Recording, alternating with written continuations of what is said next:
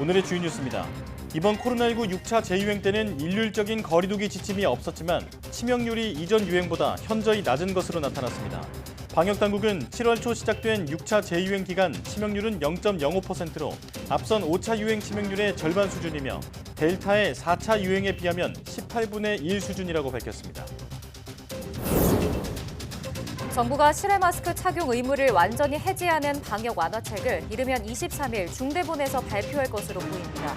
하지만 실내 마스크 의무에 대해서는 시기와 범위에 대한 전문가들의 의견이 엇갈려 일단 의무화가 유지될 것으로 보입니다.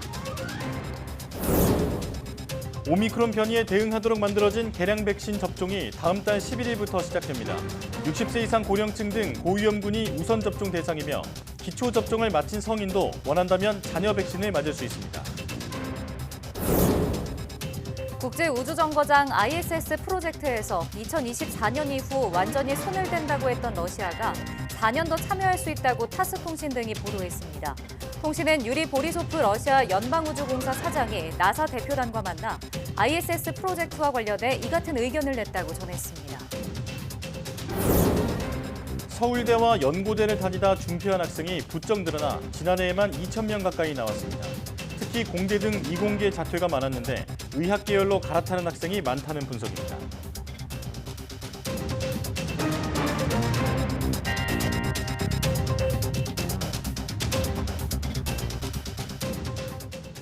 여러분 안녕하십니까? 사이언스 투데이 시작합니다.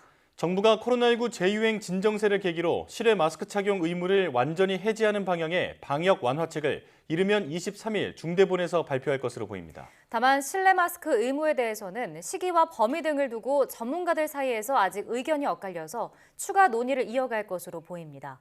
백경란 질병관리청장은 브리핑에서 감염병 위기 대응 자문위에서 마스크 착용 의무 완화에 대해서는 필요성이 매우 높다고 모두 공감했다며 시기, 대상 등을 결정하는 대로 조속하게 발표하겠다고 말했습니다.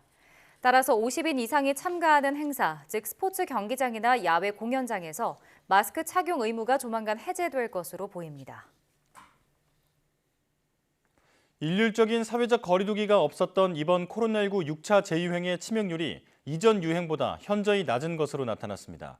중앙방역대책본부는 BA.5 변이가 주도하며 지난 7월 초 시작된 6차 재유행 기간 치명률이 0.05%라고 밝혔습니다. 이는 오미크론 BA.1과 BA.2 변이가 주도한 5차 유행 치명률인 0.1%의 절반 수준입니다. 델타 변이가 우세했던 4차 유행 치명률 0.95%와 비교하면 18분의 1 수준으로 떨어졌습니다. 백경란 질병관리청장은 유행 종료는 사후에 판단하는 것이지만 현재의 유행 감소세가 확실하고 급격한 환자 증가세가 이른 시간 내에 다시 발생하지는 않을 것으로 예상한다고 말했습니다. 백 청장은 일률적 거리두기 없이 재유행을 안정적으로 극복한 경험은 앞으로 재유행에 대비하는 기반이 될 것이라고 평가했습니다. 오미크론 변이 바이러스에 대응하기 위해 개발된 코로나19 개량 백신 접종이 다음 달 11일부터 시작됩니다. 고위험군부터 시작되는데 기초 접종을 마친 일반 성인도 잔여 백신으로 접종할 수 있습니다. 보도에 신윤정 기자입니다.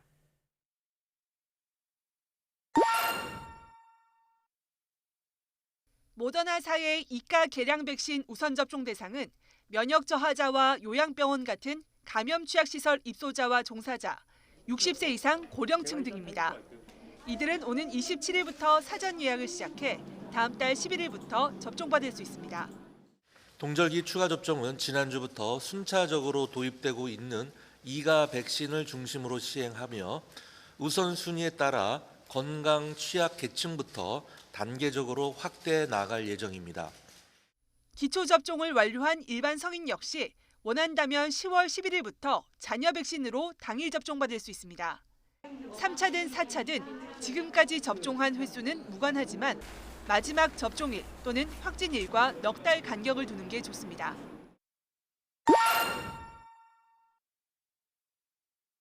방역당국은 이 백신이 기존 백신보다 초기 바이러스와 오미크론 변이는 물론 현재 우세종인 BA.5에도 69% 높은 예방 효과를 보였다고 밝혔습니다.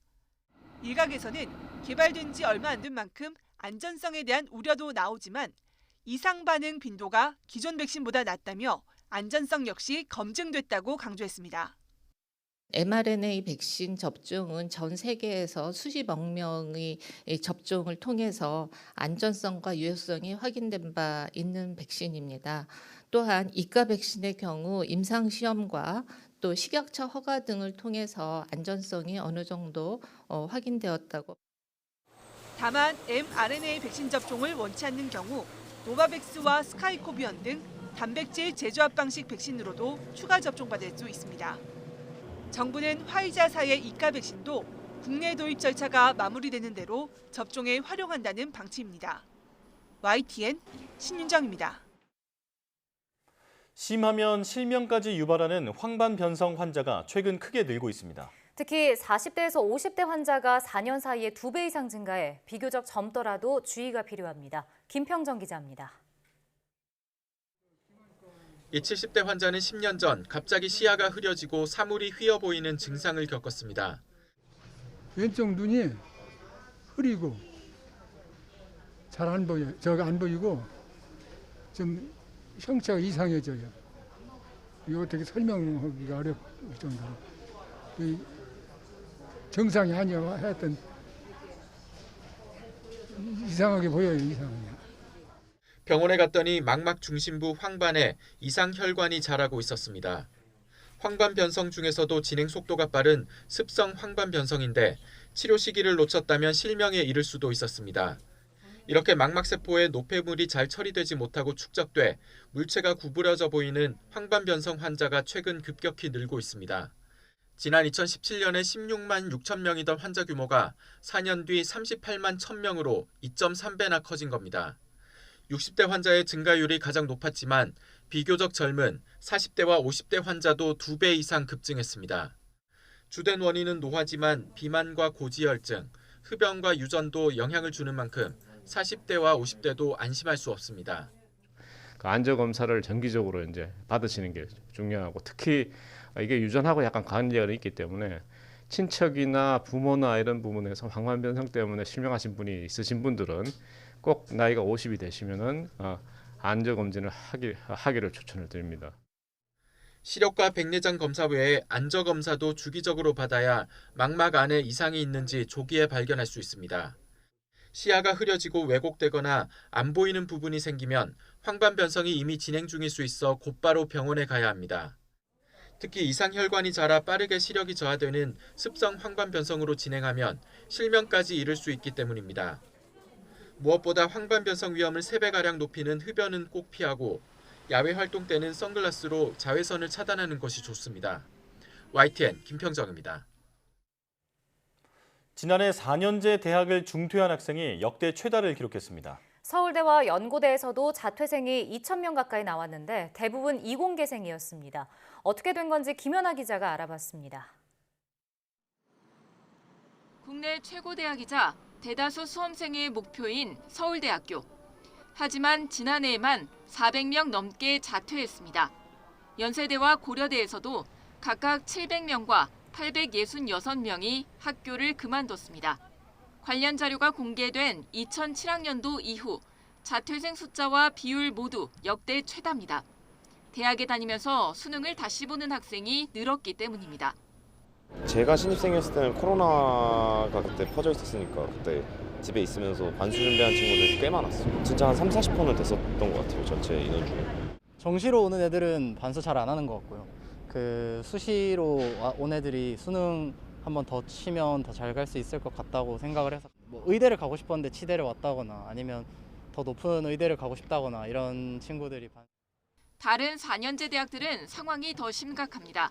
지난해에만 9만 7천여 명, 전체의 4.9%가 학교를 그만둬서 역시 역대 최다였습니다. 특히 서울대와 연고대 등 상위권 대학은 공대 등 이공계 자퇴가 많았는데 의학 계열로 갈아탄 학생이 많아서란 분석입니다. 의약학 계열의 모집 인원이 늘었고 또 정시가 확대되었기 때문에 수능 점수를 조금만 높이더라도 어떤 전문직 학과 쪽으로 이동이 가능했기 때문에 이공계가 더 많아졌다 이렇게 볼 수 있습니다.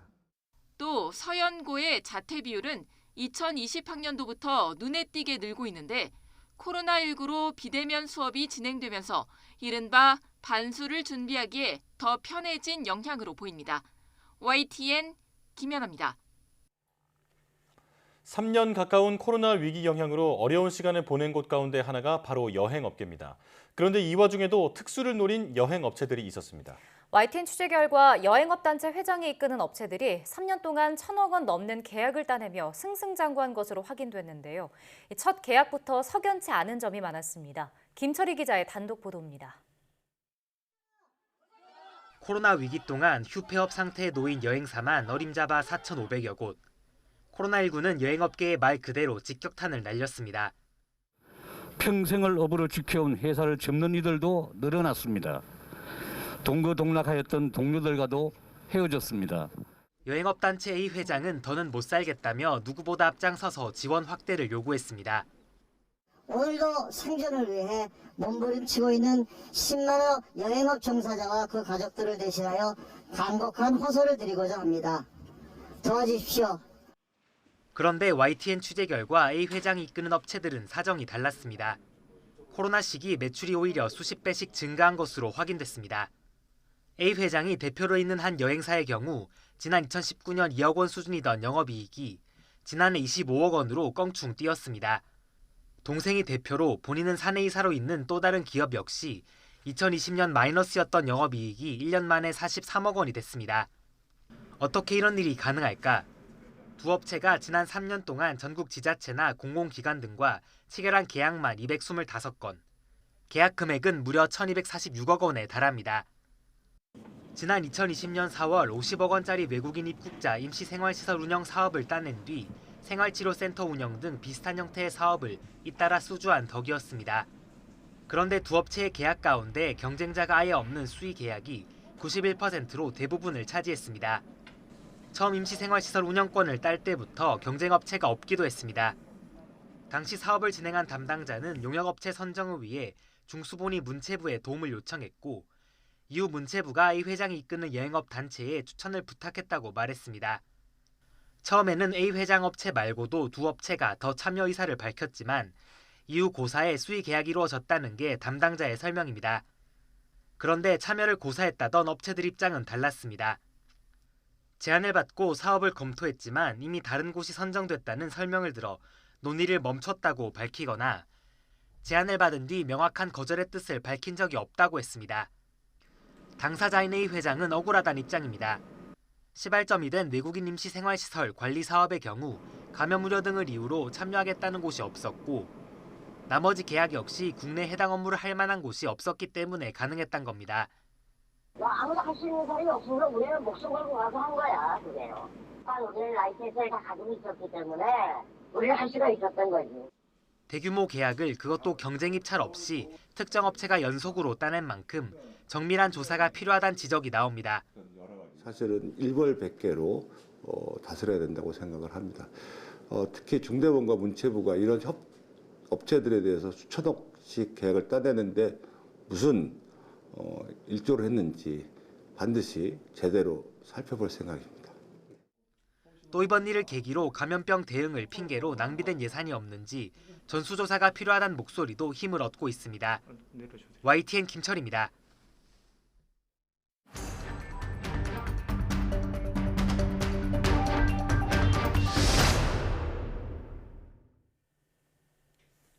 정부가 실외 마스크 착용 의무를 전면 해제하는 내용의 방역 완화책을 이번 주 안에 발표할 수도 있을 것 같습니다. 코로나 재유행이 확실한 감소세라는 판단 때문인데요.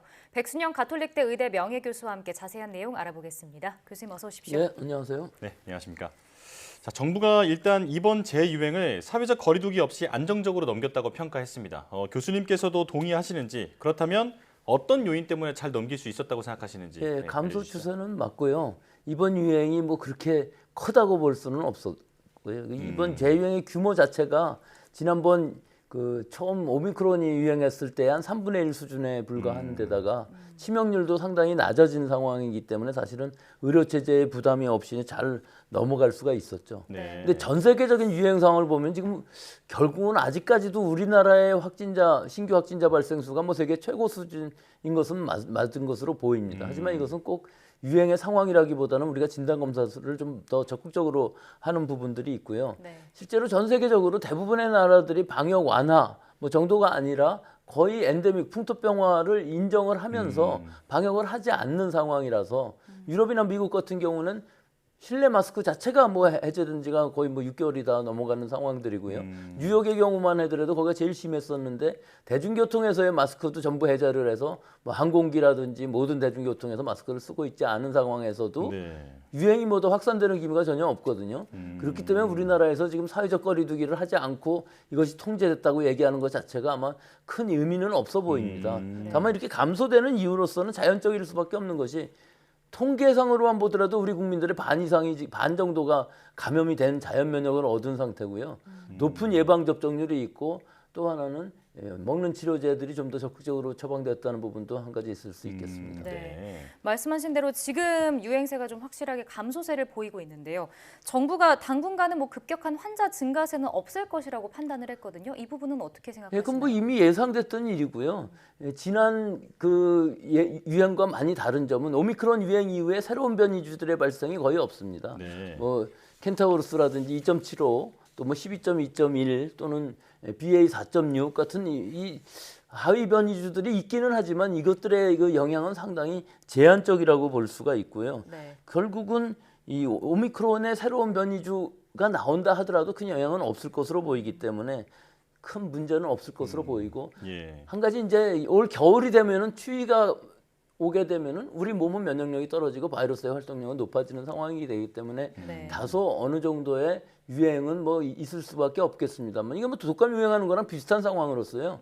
우리가 충분히 통제 가능한 상황이기 때문에 이 대비는 사실은 의료 체제를 독감의 대응으로 바꾸는 것이 더 중요할 것으로 보입니다. 이 얘기는 60세 이상 그 오미크론에 감염되었을 때에 먹는 치료를 처방받을 수 있지만 젊은 층, 그 이하 연령층들에서는 진단을 받는다고 하더라도 뭐 처방받을 약이 없거든요. 그래서 오히려 독감 진단을 받고서 타미프루를 빨리 처방받아서 복용하는 것이 더 중요한 시기가 될 수가 있어서 코로나보다는 오히려 독감에 더 대비하는 것이 중요하고 이것으로 인해서 의료체제의 부담도 덜 수 있을 것으로 봅니다. 자, 조금 전에 그 미국을 포함해서 다른 나라는 지금 마스크를 쓰지 않는다라고 말씀을 해주셨는데 지금 우리 정부도 이제 마스크를 벗을 계획을 조금씩 드러내고 있습니다. 일단 이번 주 안에 실외 마스크 착용 의무를 이제 완전히 해제하는 내용을 발표할 것으로 보이는데 괜찮다고 보십니까? 이 국민들은 좀 이상하게 생각하실 것 같은데요. 우리 이미 실외 마스크는 다 해제했습니다. 즉 의무가 아니고 권고로 되어 있는 상황인데 거기에 제한이 하나 있었죠. 50인 이상이 모일 때는 마스크를 의무화한다는 것인데 사실 이거 자체가 큰 의미가 없습니다. 실내에서도 뭐 먹고 마시고 하면서 몇 시간씩 마스크를 안 쓰는 상황에서 실외에서의 마스크 전면 해제는 오히려 시간상으로 좀 늦은 감이 없지 않나 그렇게 생각을 합니다. 반면에 실내 마스크 착용 의무 해제에 대해서는 뭐 시기라든지 범위에 대해서 전문가들 의견이 조금씩 엇갈리고 있는 것 같거든요. 어떻게 보셨나요? 글쎄요, 그걸 그렇게 보수적으로 생각할 필요가 있나 생각이 들어요. 어떤 분들은 아마 이 독감 예방을 위해서도 마스크 착용이 필요하다 이렇게 말씀을 하실 수도 있는데 실제로 꼭 그럴까요? 우리가 지금 권고로 바꾼다고 해도 실내 마스크 대부분 자기 방어를 위해서 쓰시는 분들이 더 많을 것으로 보이고요. 지금도 실내에서 어떤 음식을 섭취한다든가 얘기를 할 때 식당이나 카페에서 몇 시간 마스크 벗고 다 얘기를 해도 뭐 아무런 제재가 없는 것이고 또 대중교통도 사실은 마찬가지입니다. 우리가 지하철이나 버스 안에서는 뭐 마스크를 다 쓰고 있지만 장기 여행을 할 때 예를 들어서 고속버스라든지 KTX 같은 거 탈 때는 취식 시 마스크를 다 벗을 수 있는 상황이거든요. 지금 이 유행 상황에서 실내 마스크 의무를 권고로 바꾼다고 하더라도 아마 저는 큰 영향이 없을 것으로 보이는데 뭐 정기석 교수님 같으신 분들은 내년 3월이나 돼야 벗을 수 있다고 얘기하는 것인데 이게 전 세계적인 상황하고는 상당히 역행한 것으로 생각을 하기 때문에 지금 상황에서 보면은 어느 정도 뭐 환자가 늘어난다든지 독감이 좀 더 유행을 한다 하더라도 증상이 나타났을 때 조기 치료를 더 중점을 두는 것이 맞고 의료체제도 그 부분에 맞게 임산부라든지 소아 영유아라든지 이런 특수 병상들을 좀 더 적극적으로 보강하는 것이 더 중요하지 않나 그렇게 생각합니다. 네. 실내 마스크 착용이 사실상 권고 수준으로 받아들여지고 있고 또 이제 그렇게 해도 충분할 것이다. 네, 나쁘지 않을 것이다. 이렇게 말씀해 주셨는데요. 자, 정기석 위원장이 우리나라는 아직 코로나19 종식 선언이 이르다라고 얘기를 했습니다. 이 코로나19 종식이라는 말이 좀 생소하게 느껴질 정도가 됐는데 이게 일단 가능한 얘기입니까? 저는 그거는 틀린 말이라고 생각합니다. 종식이라는 것은 뭐 하여튼 있을 수가 없는 일이고요. 네. 이 코로나 바이러스의 지금 오미크론 특히 BA.5 같은 경우는 전파력이 너무나 강하기 때문에 종식을 기다릴 필요는 없습니다. 네. 결국은 이것이 풍토병화될 수 있느냐, 그것을 인정하느냐의 문제이기 때문에 풍토병화라는 의미는 환자는 발생하더라도 우리가 충분히 관리할 수 있고 특히 신규 확진자 수 같은 것들을 그렇게 신경 쓰지 않아도 되는 상황이 되어야 되는데 우리는 충분히 그럴 가능성이 있어 보이고요. 네. 지금 이번에 유행만 하더라도 이것이 풍토병화로 가는 과정 중에 있는 것이지 네. 이것이 뭐 대단한 의료체제에 영향을 준다든가 큰 문제가 됐다든가 하는 것은 아니거든요. 그렇기 때문에 이제 올 겨울에 어느 정도 유행은 생길 수가 있겠지만 그 유행을 잘 넘어간다 그러면은 우리 상황에서도 뭐 종식은 아니지만 이미 관리 가능한 질병으로 되어 있고 치명률 자체도 0.05%로 유지되고 있기 때문에 네. 올 겨울이 지나가면서 뭐 큰 영향은 없을 것으로 예상을 할 수 있겠습니다. 네. 일단 코로나가 교수님은 풍토병으로 좀 이렇게 관리가 가능한 질병이다라고 좀 정리를 해주셨는데요. 일단 오미크론 변이 대응 백신 접종이 다음 달 11일부터 시작이 됩니다. 근데 본인이 원하면 이제 자녀 백신으로 맞을 수 있는데 이게 백신 효과는 어느 정도 있을까요? 네, 지금 말씀하신 것 중에 이제 고위험층, 네. 뭐 요양병원, 요양시설이라든지 거기 입소자, 종사자 혹은 의료진 또는 60세 이상을 먼저 우선 접종을 하게 되어 있는데 네. 그 이외의 연령층에서는 2차 접종까지 받으신 분들은 자녀 백신으로 이 백신을 맞을 수 있다는 것이죠. 예, 예. 하지만 지금 이 백신이 과연 얼마나 효과가 있을 것이냐.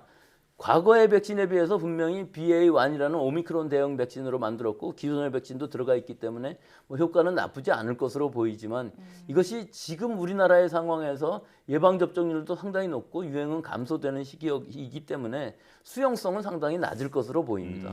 더구나 모더나나 파이자의 BA.4, 5 대형 백신이 곧 우리나라에서도 들어올 것으로 보이고 이게 네. 어느 정도 시차 즉 올해 안으로는 도입이 될 것으로 보이기 때문에 그것을 또 기다리는 사람들도 있을 것으로 보이고 이 두 백신 모두 다 전 세계적으로 그다지 큰 수요가 있을 것으로 보이지 않는 것이 이미 자연 감염된 사람들도 많고 여러 차례 예방 접종으로 인해서 이 백신의 추가 접종은 사실 큰 의미는 없어 보입니다. 또 한 가지는 이 백신들이 좀 mRNA 백신이기 때문에 부작용 사례라든지 추가 접종으로 받기 싫으신 분들은 노바백스나 스카이코비아와 같은 합성 항원 방식의 추가 접종도 허용이 되고 있기 때문에 그 부분들은 사실은 안전성은 확실히 확보되어 있는 부분이라서 뭐 그 백신으로 맞나 새로운 개량 백신으로 맞나 사실은 감염 예방 효과 자체에는 큰 변화는 없을 것으로 보이고 위중증 효과도 이미 많은 사람들이 맞았고 여러 차례 맞았기 때문에 위중증 예방 효과도 현저히 더 높다고 볼 수는 없어서 실제로 지금 백신의 의미는 상당히 많이 퇴색되고 있는 것도 사실입니다. 아, 네. 그렇군요. 그럼 뭐 기존 백신이나 개량 백신 중에 좀 뭘 맞아야지 고민하는 분들은 뭐 이렇게 어떤 걸 맞아도 상관없을까요? 네, 지금으로 봐서는 역시 개량 백신이 좀 더 감염 예방 효과도 있을 수 있고 항체가도 좀 더 높을 수 있으니까 그거 맞는 것은 뭐 그다지 나쁜 일은 아닌데 문제는 이제 개량 백신이 새로운 것이 또 나오게 되면 이 지금의 모더나 백신 같은 경우는 폐기되는 수순을 겪을 수밖에 없는 상황일 수가 있고요. 네. 또 이 젊은 층의 같은 경우는 사실은 3차 접종이 그다지 필요 없는 상황이라서 3차 접종을 권고하고 있지는 않지만 그래도 맞아야 된다고 그러면 오히려 젊은 남성들의 경우에 있어서는 mRNA 백신보다는 합성화학 방식을 추가 접종으로 받는 것도 나쁘지 않은 선택이라고 봅니다. 네, 알겠습니다. 자, 여기까지 듣겠습니다. 코로나19 브리핑 가톨릭대 의대 백순영 명예교수와 함께했습니다. 고맙습니다. 고맙습니다.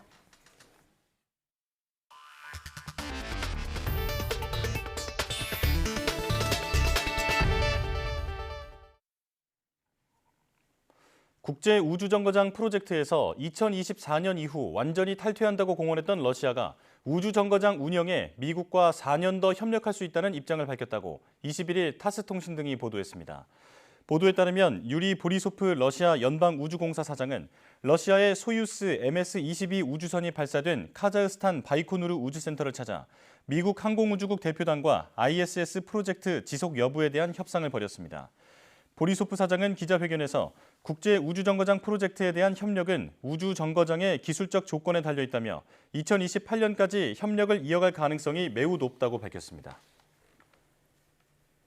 한국산 전기차 차별 문제와 관련해 미국을 찾은 산업부 장관이 미국 정부의 인플레이션 감축법의 조속한 해결을 촉구했습니다. 대한상의 회장으로 경영계를 대표하고 있는 SK 최태원 회장은 인플레이션법 문제 해결을 위해 감정적 대응은 지양할 것을 강조했습니다. 워싱턴에서 권준기 특파원입니다. 한국산 전기차 차별 문제 해결을 위해 미국 러몬도 상무부 장관을 만난 이창양 산업부 장관은 미국 정부를 거듭 압박했습니다. 인플레이션법은 미국이 추진하는 공급망 협력 기조와 맞지 않고 앞으로 한미 협력에도 도움이 안 될 거라고 지적했습니다. 국내 여론이 안 좋아진다면 그 외 다른 큰 틀에서의 접근에 상당히 좀 정책 모멘텀이 좀 낮아질 수 있다. 그래서 소탐할 수 있다. 소탐 대시를 할 수 있다. 이 장관은 미국과 중국 시장 중 하나를 고르게 하는 반도체법 가드레일 조항과 관련해서도 우리 기업 활동을 위축시킬 거라는 우려를 전했습니다. 여기에 러몬도 상무장관은 가드레일 조항을 구체화하는 과정에서 우리 정부와 긴밀히 협력할 것을 약속했습니다. 이런 가운데 미국을 방문 중인 SK 최태원 회장은 인플레이션법으로 뒤통수를 맞았다는 식의 감정적 대응은 도움이 안 될 거라고 말했습니다. 뒤통수를 맞았더라고 우리가 옆에서 막 그걸 같이 감정적 대응을 하는 거는 그렇게까지 현대차한테 유리할까라는 생각은 저는 합니다. 이해를 바탕으로 한 해법을 찾는 것이 지금 보면 우리가 해야 되는 일에 속한다. 최근 미국 내 생산 메이드 인 USA를 강화하는 움직임에 대해선 보호 무역이라기보단 미국과 중국 시장의 분리 현상, 디커플링의 일환으로 분석했습니다. 제조업 중심의 수출로 먹고 사는 한국이 미국과 중국 중 하나를 선택할 수는 없다며 기업 생존을 위한 정부의 지원과 협력을 강조했습니다. 두 개의 시장인데 두 개의 시장 중에 하나는 버릴까요? 생존의 문제를 다룰 때는 좀 더 이제 넓은 초이스나 지원이나 협업 같은 것들이 서로 많이 필요하다. 반도체법 가드레일 조항과 관련해선 아직 구체적인 언급을 할 단계는 아니라면서 미국 중간 선거가 끝난 뒤 내용이 구체화되기 시작하면 대응에 나설 것임을 시사했습니다. 워싱턴에서 YTN 권준기입니다. 미국 기준금리가 또다시 0.75%포인트 올랐습니다. 올해 들어 5달 연속 인상이고 3번 연속 자이언트 스텝이 단행돼 우리 금리도 상승 압박을 받기도 했습니다. 유재복 기자가 보도합니다. 연방공개시장위원회를 마친 미국 연방준비제도가 또다시 기준금리 인상안을 발표했습니다. At today's meeting, the committee raised the target range for the federal funds rate by 0.75 percentage point, bringing the target range to 3 to 3.25%. 금리를 한 번에 0.75%포인트 올리는 자이언트 스텝이 3번 연속 단행된 것입니다. 지난 2020년부터 제로 금리를 유지해 왔는데 올해 들어서만 5번째 인상이 결정됐습니다. 이로써 미국 기준 금리는 지난 2008년 1월 이후 14년 만에 가장 높은 수준이 됐습니다. 이번 금리 인상은 지난달 미국의 소비자 물가가 8.3% 오르면서 이미 예상됐습니다. 잇따른 금리 인상에도 물가가 잡히지 않자 자이언트 스텝이란 고강도 처방을 유지한 것으로 풀이됩니다. 제롬 파월 연준 의장은 금리 인하 시점을 물가 상승률 2%대로 잡고 있다고 밝혔습니다. My colleagues and I are strongly committed to bringing inflation back down to our 2% goal. We have both the tools we need and the resolve that it will take to restore price stability on behalf of American families and businesses. 미국의 기준 금리가 인상되면서 또다시 우리 금리보다 높은 수준이 됐습니다. 이에 따라 우리 금융통화위원회도 올해 안에 기준 금리를 올릴 가능성이 커졌습니다. 미국의 기준 금리가 높아지면 외국 투자 자금이 수익률을 찾아 빠져나가고 원화 가치도 떨어질 수 있기 때문입니다. YTN 유재복입니다. 이창용 한국은행 총재는 기준금리 0.25%포인트 인상의 전제 조건이 많이 바뀌었다며 다음 달 빅스텝 가능성을 시사했습니다. 이 총재는 서울 명동은행회관에서 열린 비상거시경제금융회의 직후 0.25%포인트 인상 기조가 아직 유효하느냐는 기자들의 질문에 미 연방준비제도의 최종 금리에 대한 시장 기대가 많이 바뀌었다며 이같이 말했습니다. 이어 다음 금융통화위원회까지 시간이 있는 만큼 금통위원들과 이러한 전제조건 변화가 성장 흐름과 외환시장 등에 미치는 영향을 면밀히 검토해 기준금리 인상폭과 시기 등을 결정하겠다고 설명했습니다. 원달러 환율이 13년 6개월여 만에 1,400원을 돌파했습니다.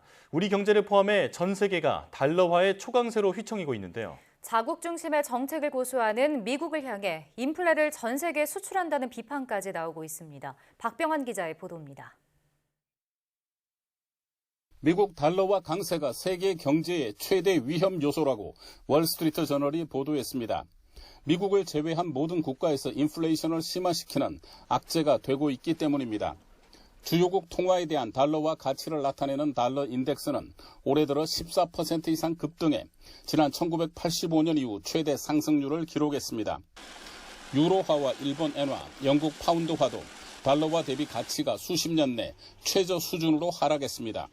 유로화는 달러당 1유로선이 무너졌고 엔화는 올해 24%가량 폭락했으며 중국 위안화 환율은 달러당 7위안선을 돌파했습니다. 세계은행은 세계 경제가 경기 침체를 향해 가고 있다며 신흥국가 개발도상국의 금융위기 가능성도 경고했습니다. 문제는 미국이 인플레를 잡기 위해 연말까지 금리를 인상하면서 달러화 강세가 계속될 가능성이 크다는 것입니다. 연말 미국의 기준금리 상단이 4.25에서 최고 4.5%까지 가거든요. 특히 엔화의 가치 폭락으로 일본의 명목 GDP는 30년 만에 4조 달러 밑으로 떨어질 것으로 보입니다. 일본의 평균 임금도 연 3만 달러에 거쳐 지난 2011년에 달러로 환산한 일본의 평균 임금은 한국의 2배였지만 지금은 거의 비슷해졌습니다. 미국이 인플레를 전 세계에 수출하고 있다는 비판이 거센 가운데 각국 중앙은행은 달러화 강세에 대처하기 위해 고심하고 있습니다. YTN 박병환입니다. 쌀값 폭락으로 인한 농민들의 반발이 전국적으로 확산하고 있습니다. 농민들은 수확을 앞둔 논을 갈아엎으며 정부가 쌀값 보장을 위해 제대로 된 대책을 내놓을 것을 촉구했습니다. 보도에 이상곤 기자입니다. 수확을 앞둔 논을 트랙터로 갈아엎습니다. 한 해 정성스럽게 키운 벼들이 순식간에 논바닥에 처박힙니다.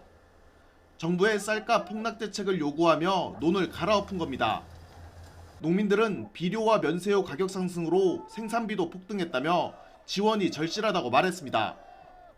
생산비, 인건비 모든 게 다 올랐는데 올해면은 이 쌀값도 좀 받쳐줘야 하는데 받쳐주든 못하고 그리하여 우리 농부들이 사실 열이 나고 불이 나서 어쩔 수 없이 이렇게 논갈이를 합니다. 농민들은 논을 갈아엎은 뒤 트랙터와 화물차 등을 몰고 차량 행진도 벌였습니다. 최근 쌀값은 20kg 기준 4만 원 선으로 1년 전보다 25% 가까이 폭락했습니다. 지속적인 쌀 수입에 재고량이 쌓이면서 쌀값 추가 하락이 우려되고 있습니다. 고정 지출비가 있는데 그거를 감당하기가 너무 어려울 것 같아서 어떻게 앞으로 대책을 꾸려야 되는지, 내년 농사는 어떻게 준비를 해야 되는지 암담해요. 지속적인 쌀값 하락을 막는 대책으로 농민들은 쌀 시장 격리 의무화를 요구하고 있습니다. 쌀값이 일정 수준 아래로 내려가면 정부가 쌀을 의무적으로 사들이도록 양곡 관리법을 개정해달라는 겁니다. 또 급한 대로 우선 지난해 생산된 쌀부터 모두 사들여 현재 206원에 불과한 밥 한 공기 원가를 300원에 맞춰줄 것을 각 지자체에 요구했습니다. 지난 8월 전북에서 시작된 농민들의 단체 행동은 전남과 충남, 경남, 경북 등으로 들불처럼 번지고 있습니다. 국회에서도 양곡관리법을 빨리 개정해서 쌀 목표 가격 이것을 정해서 우리 농민들이 좀 생산비 보장되고 이렇게 좀 안심하고 농사 지을 수 있도록. 앞서 경기와 강원 등 8개 지역 도지사들이 정부가 쌀값 안정화에 나서줄 것을 촉구한 가운데 정부는 오는 25일 관련 대책을 내놓을 예정입니다. YTN 이상곤입니다.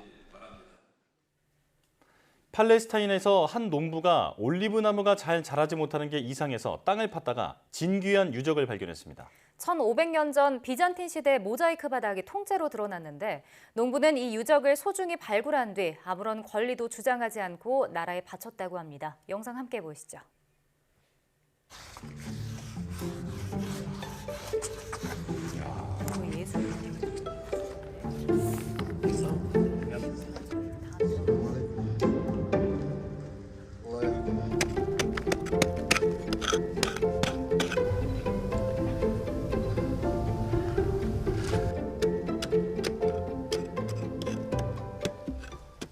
بحثت في النت كان يعني استعانت بابن اخوي على اساس انه له في امور النت فعرفنا انه هذه اللي هي فسيفساء وتابعه اللي هو العهد البيزنطي.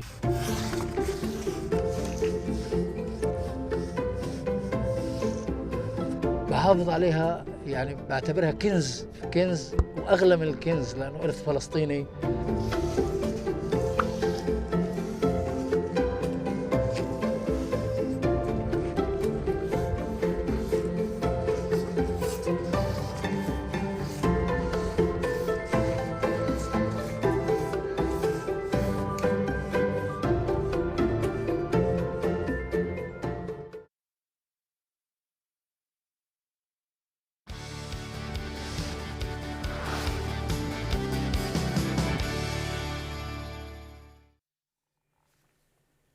최근 국내 연구진이 전립선암 검사할 때 혈액 검사보다 오진을 줄이고 불필요한 조직 검사를 최대한 줄일 수 있는 검출 기술을 개발했는데요. 오늘 과학의 달인에서는 전립선암 진단의 임상적 활용을 기대할 수 있는 전립선암 관련 마이크로 RNA 검출 기술을 개발한 한국과학기술연구원 뇌융합기술연구단 최낙원 단장 모시고 자세히 이야기 나눠보겠습니다.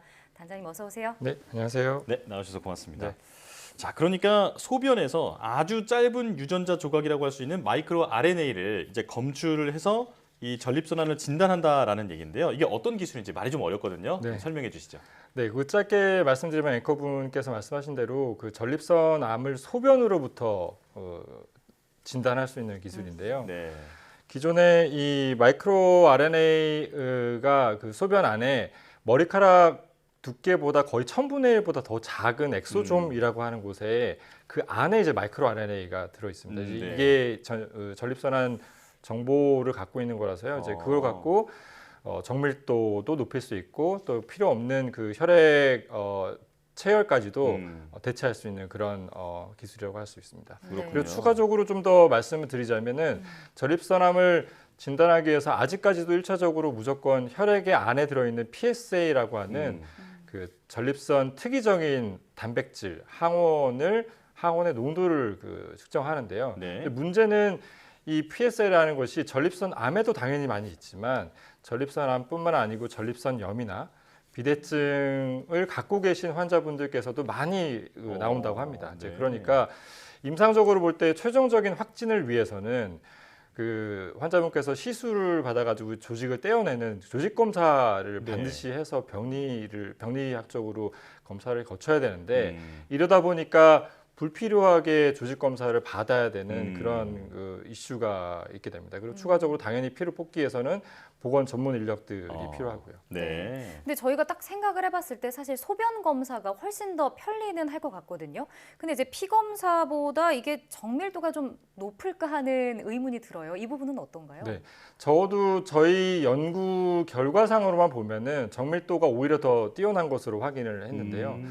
기존 PSA 검사의 경우 한 약 30% 정도의 특이조를 갖고 있다고 알려져 있는데 저희는 이보다 한 2배 이상의 68%의 특이도를 보이는 것으로 확인을 했고요. 이제 이러한 장점을 보이는 데에는 두 가지 이유가 있을 거라고 이제 말씀을 드릴 수가 있겠는데 제일 먼저 기존의 PSA 검사 같은 경우에 PSA 농도 하나만을 보고 전립선암이 의심이 되는지를 판단한다면 저희는 두 가지 서로 다른 종류의 마이크로 RNA 세트의 농도를 동시에 확인하면서 이를 진단에 활용하였습니다. 게다가 마이크로 RNA 농도를 확인할 때 아까도 말씀드렸지만 소변 안에 들어있는 엑소좀, 그 안에 들어있는 마이크로 RNA 농도를 파악하기 때문에 이 신호가 매우 약하거든요. 그래서 그 신호를 또한 증폭할 수 있는 기술을 공학적으로 적용해서 보다 수월하게 전립선암 진단에 활용할 수 있게 되었다고 말씀드릴 수 있습니다. 네, 자 소변 검사를 통해서 진단을 하는 건데도 혈액 검사보다 더 정밀도가 높다 이렇게 말씀을 해주셨는데요. 이 밖에 또 다른 장점이 있을까요? 저희가 PSA랑 저희가 개발한 기술 둘 다 1차적인 검사 방법으로 역시 이제 최종적으로는 조직 검사가 반드시 필요합니다.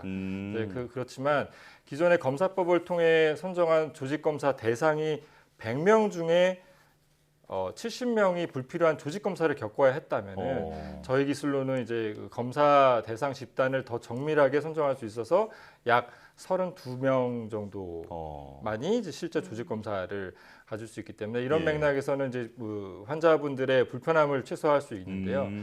조금 더 자세히 설명드리자면은 그 전립선 암으로 의심이 돼서 PSA 농도가 높아서 이렇게 내원하시는 경우 1박 2일 동안 입원을 하면서 시술을 받게 된다고 합니다. 그 시술은 국소 마취를 한 다음에 항문을 통해서 작은 초음파 기기를 넣고 거기에 붙어 있는 가느다란 바늘로 통상적으로 10군데 이상의 조직을 떼어내서 이제 병리 검사를 하게 된다고 하는데요. 시술 자체는 전문의가 시행하기 때문에 30분 정도면 끝나긴 하지만 1박 2일 동안 입원도 해야 되고 그리고 통증이나 혈뇨, 혈변 같은 것이 2, 3일 동안 더 길게도 동반된다고 합니다. 그러니까 당연히 기존 검사법 결과를 바탕으로는 이런 조직 생검을 받으셨던 분들, 받으셨어야 했던 분들의 숫자를 줄일 수 있는 가능성을 좀 확인했다는 면에서 장점이 있다고 할 수 있습니다. 그렇군요. 그러니까 일단은 검사 대상 집단을 더 정밀하게 선정을 할 수 있어서 오진도 줄이고 뭐 불필요한 조직 검사를 좀 줄일 수 있다라고 이야기를 해주셨는데요. 근데 앞서 조금 짚어주시긴 했는데 마이크로 RNA 그리고 엑소좀이라는 게 사실 단어부터 좀 어렵고 생소하거든요. 이것도 조금만 더 자세히 설명해 주신다면요. 네네.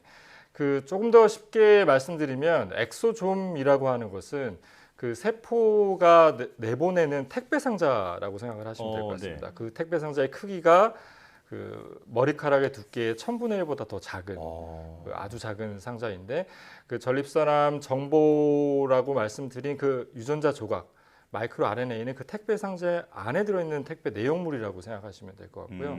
우리가 지금도 이렇게 출연하면서 말씀드리듯이 말과 글로 정보를 교환하잖아요. 그렇듯이 우리 몸 안에 있는 무수히 많은 세포들도 서로 끊임없이 정보를 교환하거든요.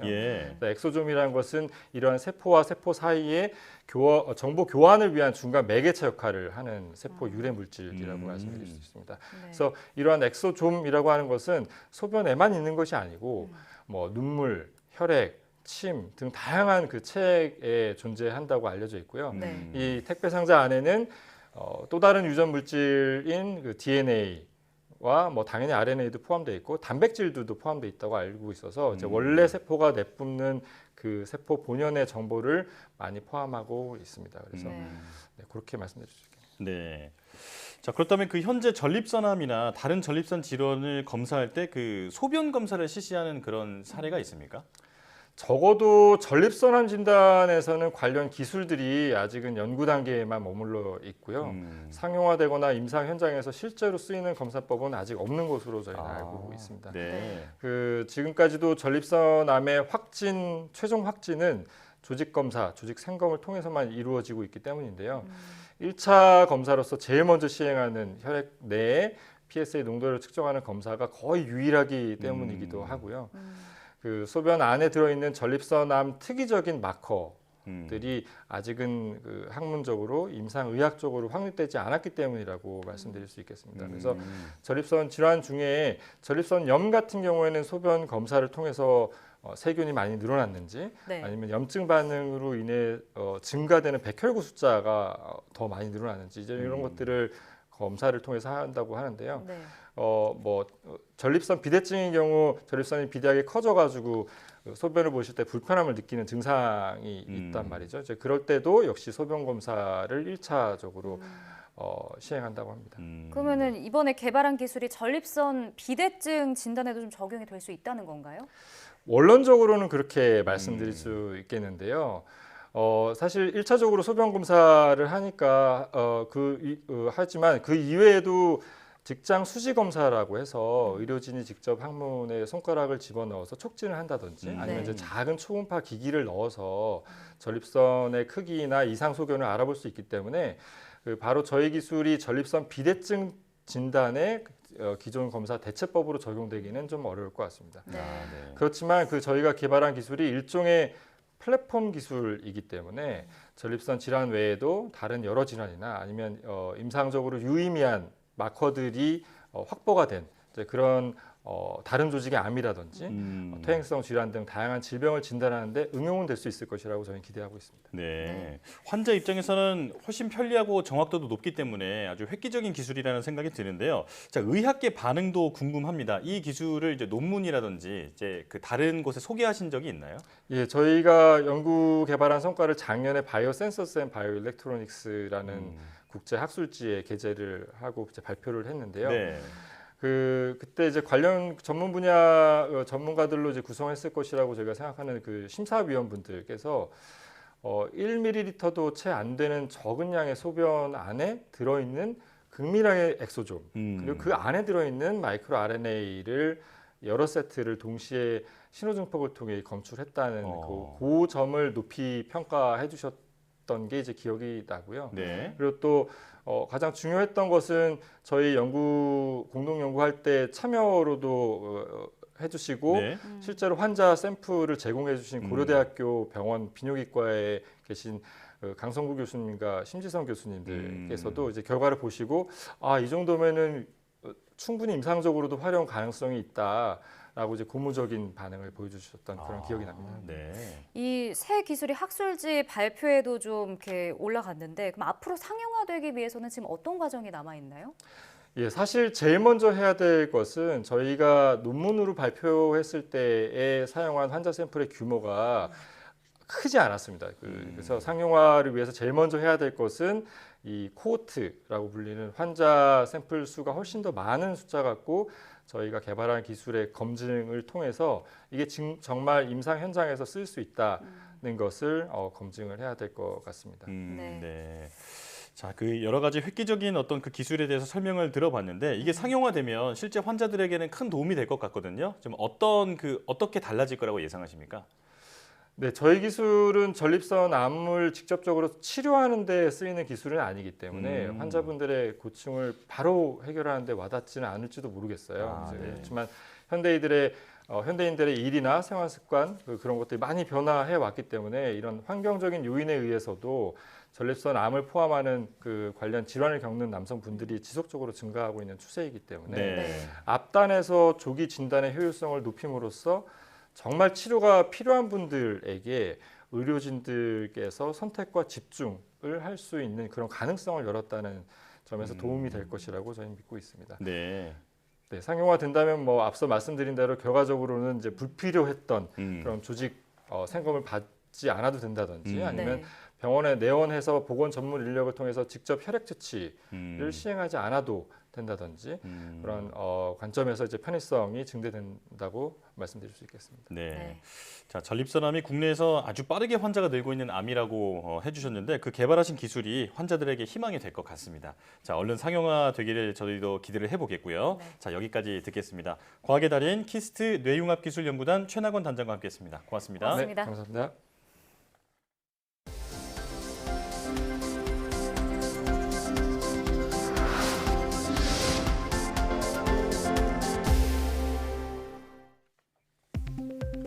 광주과학기술원 지스트 학생들이 국제 워크숍에서 열린 게임 AI 해커톤 대회에서 우승했습니다.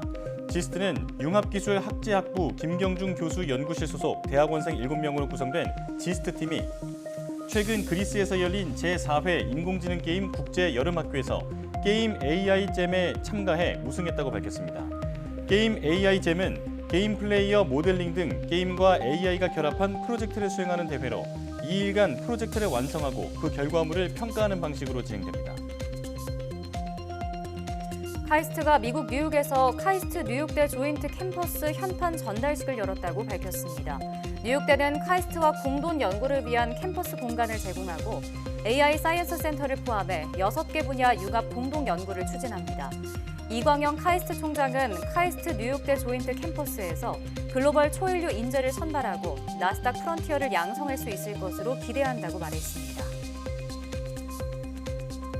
탄소 중립 등 국가적 난제 해결을 위한 과기 분야 정부 출연 연구기관의 협력 방안을 모색하는 연구개발 전략위원회가 출범했습니다. 연전희 총괄위원장은 문길주 고려대 석좌 교수가 위원장을 맡고 출연연의 전반적인 연구 동향에 대한 이해도가 높은 과학기술 분야 전문가 11인으로 구성됐습니다. 연전이는 출연연간 융합협력연구중심의 미래 전략과 연구 기획을 자문하고 중장기 발전을 위한 정책을 제언합니다. 우리나라와 미국이 양자 컴퓨팅과 양자 네트워크 기술 등 양자 분야 협력을 강화합니다. 과학기술정보통신부는 미국 워싱턴 DC에서 한미 양자기술협력센터 개소식을 개최했다고 밝혔습니다. 이번 센터 개소는 지난해 5월과 올해 5월에 이루어진 한미 정상회담 후속 조치로 국내 산학연이 해외 우수 연구기관과 협업할 수 있도록 지원합니다. 개소식 이후 협력센터와 연계 운영되는 양자 컴퓨팅 등 6개 기술 분야별 공동연구센터는 양국 연구 책임자가 참여하는 워크숍을 열고 협력 방안을 논의했습니다.